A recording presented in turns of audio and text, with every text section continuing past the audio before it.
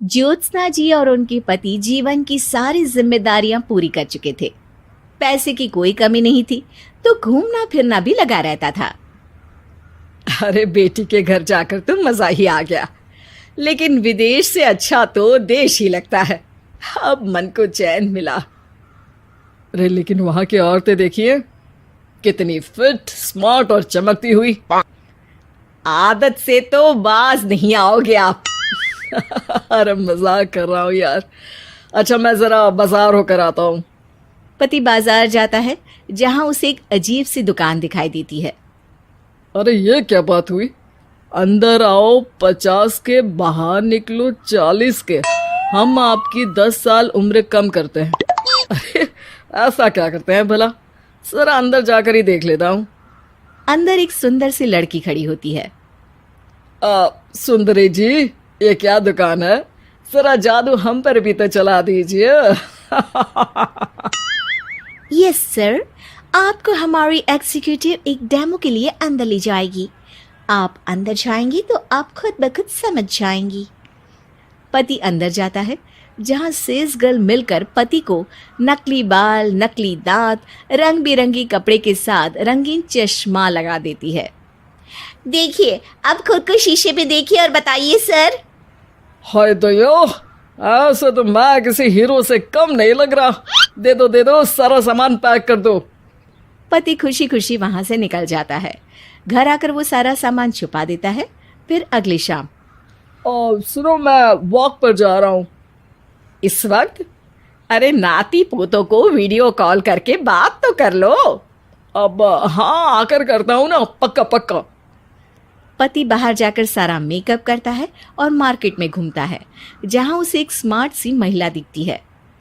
क्या आपको मुझसे कोई काम है? नहीं नहीं, आप तो बहुत हैंडसम है। थैंक्स। वैसे आप भी कम नहीं है। वैसे क्या उम्र होगी आपकी? लगता कितने का हूँ? 40 के तो पूरे लगते हैं। अब क्या था, 50 साल के पति को कोई 40 का बोल दी तो। वैसे तो कम का हूँ, लेकिन टेंशन के कारण थोड़ा उम्र में बड़ा देखने लगा हूँ। ओह सच्ची? आप 40 के पूरे नहीं हो? अरे छोड़िए ना, चलिए मैं आपको कॉफी पिलाता हूँ। यहाँ की कॉफी काफी शानदार होती है। दोनों में दोस्ती हो जाती है और फिर चल पड़ता है सिलसिला रोज रोज के घूमने फिरने और मजे करने का। अब सारा दिन पतिदेव फोन पर। अरे नाश्ता तो कर लीजिए, क्या सारा दिन फोन पर लगे रहते हैं? अरे यार, जरूरी काम कर रहा हूं मैं। रिटायर हो, पेंशन मिलती है, कोई काम नहीं है, फिर कौन सा जरूरी काम आन पड़ा आजकल? अरे एक प्रोजेक्ट के सोशल नेटवर्किंग का काम है, उसी पर काम कर रहा हूँ। ठीक है, चलो अब नाश्ता कर लो, देर हो रही है। पति अपना नकली सारा सामान बिस्तर के पास छुपा कर सोता, सुबह चुपके से पहनकर बाहर जाता और घर आने पर उतार देता। एक दिन पड़ोसन कहती है, अरे ज्योत्सना बहन, तुम लोगों के घर कोई हैंडसम सा आदमी रहने आया है क्या? अरे कहाँ यार, मैं और ये दो ही तो लोग हैं घर में। हैंडसम सी शक्ल देखे तो मुझे भी जमाना हो गया है।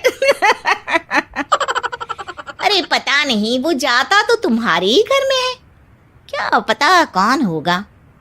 अरे तुम्हारी उम्र हो रही है ना, और भाई साहब को भी गए 5 साल हो गए, शायद इसीलिए अब सारे हैंडसम नजर आ रहे होंगे। पड़ोसन भी ज्योत्सना की बात पर मुस्कुराकर वहां से चली जाती है। एक दिन, अरे सुनो जी, बहू बेटा और पोता आ रहे हैं, कुछ दिनों के लिए वो हमारे साथ ही रहेंगे। अरे शिट यार, ये क्या है? बेटे ने तो कर ली शादी, अब क्या करने आ रहा है यहाँ पर? अरे कैसी बात कर रहे हो जी, इस उम्र में तो माता पिता तरसते हैं कि बच्चे आकर साथ रहे, लेकिन आप है कि। अरे ठीक है ना, लेकिन अब देखो सभी व्यस्त हैं अपनी जिंदगी में। ये लोग आएंगे रहेंगे, कितनी डिस्टर्ब हो जाएगी लाइफ। कैसी बात कर रहे हो? अरे जैसे बहुत हैपनिंग है ना तुम्हारी लाइफ, तो जो बच्चों के आने से डिस्टर्ब हो जाएगी। अरे दिन काटने मुश्किल होते हैं, बच्चे आ जाएंगे तो थोड़ा दिन रात पता तो चलेगा। ओफो, ठीक है, लेकिन बोल देना कि ना कोई मेरे कमरे में आए, ना मेरी लाइफ पे दखल दे कि मैं कहाँ जा रहा हूँ, क्या कर रहा हूँ, समझी? खैर, वो दिन भी आ जाता है जब बहू, बेटा और पोता उन लोगों के घर आते हैं। एक दिन, माँ जी, आज मेड नहीं आई है तो मैं आप लोगों के कमरे में झाड़ू लगा देती हूँ। अरे नहीं बहू, वो तेरे पापा को ना पसंद नहीं है कि कोई उनके कमरे में जाए। तू छोड़ ना, मैं खुद ही लगा दूंगी। सास को समझ में नहीं आता कि आखिर उसके पति ने किसी को कमरे में जाने से मना क्यों कर रखा है। खैर, वो साफ सफाई करके बाहर निकल आती है, लेकिन कहते हैं ना, बच्चा तो अबोध होता है, उसे किसी बात का क्या पता। वो खेलते खेलते दादा के बिस्तर तक पहुंच जाता है और बाहर ले आता है दादा का वो सारा सामान जो वो लगाकर घूमते थे। ज्योत्सना की नजर उस सामान पर पड़ती है। वो बच्चे से पकड़कर कमरे में लाती है और पैकेट खोलकर देखती है। हाय रे दैया, ये क्या लग रहा है कि आजकल ये प्रोजेक्ट नया मिला हुआ है। बेटे बहू के जाने के बाद ज्योत्सना सोचती है कि वो बात करेगी, लेकिन फिर अरे खुद से बात करूंगी तो मुकर जाएंगे। पता लगाना होगा कि माजरा क्या है। कुछ दिनों बाद, अरे यार, ये बच्चे लोगों के आने से लाइफ ना बड़ी डिस्टर्ब सी रही। मैं कुछ देर के लिए वॉक पर जा रहा हूँ, आराम से आऊँगा 2-4 घंटों के बाद, ठीक है? मैं क्या सोच रही हूँ कि मैं भी आपके साथ चलती हूँ। अरे थोड़ा रिलैक्स मैं भी तो हो जाऊं। हाँ, पड़ोस वाली बुढ़िया के साथ नीचे पार्क में जाकर वॉक करके आ जाओ। अच्छा जी, तुम कार से लॉन्ग ड्राइव के मजे लो और मैं पड़ोस की बुढ़िया के साथ। पति नहीं मानता और अपना पैकेट और कार लेकर निकल जाता है। रास्ते से वो उस महिला मित्र को फोन करता है। हाय ब्यूटीफुल, मैं कुछ दिनों के लिए आउट ऑफ कंट्री था, आज आ गया तो सोचा तुमसे मिल लूं। हाँ, क्यों नहीं, क्लब में आ जाओ। पति क्लब में पहुंचता है, सारा नकली सामान चिपका भी लेता है, लेकिन उसे पता नहीं होता कि ज्योत्सना ने सबका गोंद निकाल दिया है। ओ बेबी, मैंने आपको बहुत मिस किया। मैंने भी। लेकिन वो जैसे ही हंसता है, उसके नकली बाल गिरकर हाथ में आ जाते हैं, जिससे उसका सर गंजा दिखता है। ओ ये क्या! तभी उसका दांत भी हाथ में आ जाता है और ज्योत्सना के पति का सारा बुढ़ापा उसकी दोस्त के सामने आ जाता है। हे भगवान, अंकल जी, कौन है आप? कैसी बात कर रही हो अंकल? मैं तो तुम्हारा दोस्त हूँ। अरे पर हो तो अंकल ही ना। नकली दांत, नकली बाल और क्या क्या नकली है। पति को गुस्सा आ जाता है। वो महिला के बाल पकड़कर खींचता है, जिसके बाद उसका बाल भी उसके हाथ में आ जाता है और महिला के सारे पके बाल सामने आ जाते हैं।